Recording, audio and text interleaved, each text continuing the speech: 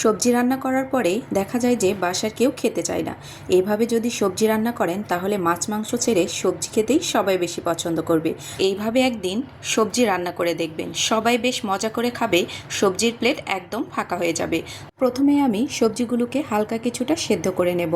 তো তার জন্য এখানে কিছুটা পানি বসিয়ে নিয়েছি প্যানের মধ্যে। এর মধ্যে আমি টুকরো করে কাটা সবজিগুলোকে দিয়ে নিচ্ছি। তো এখন সবজিগুলো দিয়ে চুলো জালটাকে একদমই হাই হিটে করে আমি সবজিগুলোকে প্রায় 5 মিনিটের মতো কিছুটা সেদ্ধ করে নেব। তো আমি এখানে গাজর, পটল, পেঁপে এবং মিষ্টি কুমড়া এই সবজিগুলো ব্যবহার করেছি।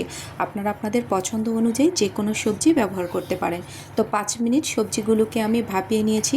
তো দেখুন সবজিগুলো কিছুটা সেদ্ধ হয়ে গেছে। এই পর্যায়ে আমি সবজিগুলোকে পানি ঝরিয়ে উঠিয়ে নেব। এই পানি দিয়ে আমি পুরো সবজিটা রান্না করে নেব। এক্ষেত্রে সবজির পুষ্টি গুণাগুণ একদম ঠিকঠাক থাকবে।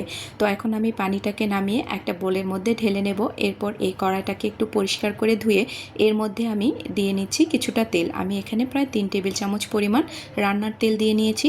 এখন এই তেলের মধ্যে দুটো তেজপাতা আর দুটো সাদা এলাচ নিয়েছি। এরপর সামান্য একটু পেঁয়াজ কুচি দিয়ে হালকা কিছুক্ষণ নাড়াচাড়া করে নেব। 1 থেকে 2 মিনিটের মতো পেঁয়াজটা যখন কিছুটা নরম হয়ে আসবে এর মধ্যে 1 টেবিল চামচ পরিমাণ আদা এবং রসুন বাটা দিয়ে নিয়েছি। এটার কাঁচা গন্ধ দূর হওয়ার জন্য 1 মিনিটের মতো তেলের সাথে ভেজে নিয়েছি। এরপর যে সবজির পানিটা আমি উঠিয়ে রেখেছিলাম এখান থেকে অল্প কিছুটা পানি দিয়ে নিয়েছি।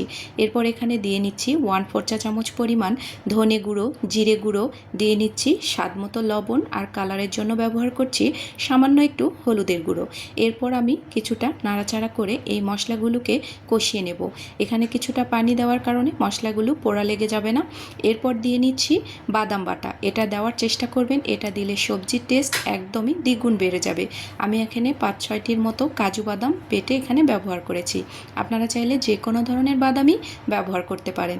এরপর ঝালের জন্য কাঁচামরিচ কুচি করে কেটে এখানে দিয়ে নিয়েছি। এরপর সেদ্ধ করা সবজিগুলোকে ঢেলে দেব। এরপর সবজিগুলোকে মশলার সাথে নাড়াচাড়া করে নেব। এখন আমি এর মধ্যে যে পানিটুকু রেখেছিলাম পুরোটাই এর মধ্যে দিয়ে নেব।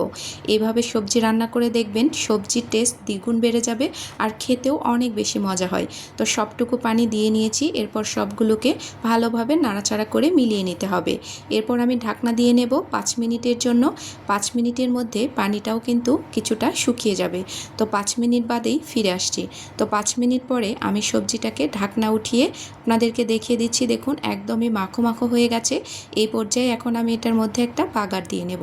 তো তার জন্য প্যানের মধ্যে কিছুটা তেল, 4-5টার মতো শুকনো মরিচ আর কিছুটা পেঁয়াজ কুচি দিয়ে আমি এটাকে একটু ব্রাউন কালার করে ভেজে নেব, যাতে পেঁয়াজের কালারটা চেঞ্জ হয়ে যায়। আর এই বাগারটা দেওয়ার কারণে সবজির টেস্ট কিন্তু আরও দ্বিগুণ বেড়ে যাবে।